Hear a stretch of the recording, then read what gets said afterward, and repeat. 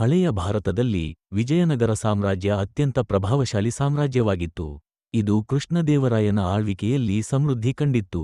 ವಿಜಯನಗರ ರಾಜಧಾನಿಯಲ್ಲಿ ರಂಗನಾಥ ಎಂಬ ಯೋಧನಿದ್ದ. ಅವನು ಶೂರ, ಧೈರ್ಯಶಾಲಿ ಮತ್ತು ರಾಜ್ಯಭಕ್ತನಾಗಿದ್ದ.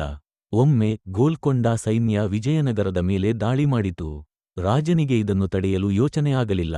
ಆದರೆ ರಂಗನಾಥನು ತನ್ನ ಬುದ್ಧಿಮತ್ತೆ ಮತ್ತು ಯುದ್ಧ ಕೌಶಲ್ಯದ ಮೂಲಕ ಶತ್ರುಗಳನ್ನು ಹಿಮ್ಮೆಟ್ಟಿಸಲು ಯೋಜನೆ ರಚಿಸಿದ. ಅವನು ತಮ್ಮ ಸೈನಿಕರೊಂದಿಗೆ ತಂತ್ರ ಬಳಸಿ ಶತ್ರುವಿನ ಶಕ್ತಿಯನ್ನು ಕುಗ್ಗಿಸಿದ. ಇದರಿಂದ ವಿಜಯನಗರದ ಜನತೆ ಸಂತೋಷಪಟ್ಟರು. ರಾಜನಾದ ಕೃಷ್ಣದೇವರಾಯನು ರಂಗನಾಥನ ಶೌರ್ಯವನ್ನು ಮೆಚ್ಚಿ ಅವನಿಗೆ ರಾಜಗುರುವಿನಿಂದ ಸನ್ಮಾನಿಸಿದ. ಈ ಜಯದಿಂದ ವಿಜಯನಗರ ಮತ್ತಷ್ಟು ಬಲಿಷ್ಠವಾಗಿ ಬೆಳೆದಿತು.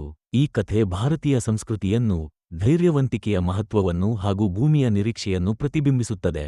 ಹಳೆಯ ಸಾಮ್ರಾಜ್ಯಗಳು ಹೇಗೆ ದಿಟ್ಟತನದಿಂದ ಉನ್ನತ ಸ್ಥಿತಿಗೆ ಏರಿದವು ಎಂಬುದನ್ನು ಕನ್ನಡ ಭಾಷೆಯಲ್ಲಿ ತಲುಪಿಸುವ ಶ್ರದ್ಧಾಸ್ಪದ ಕಥೆ.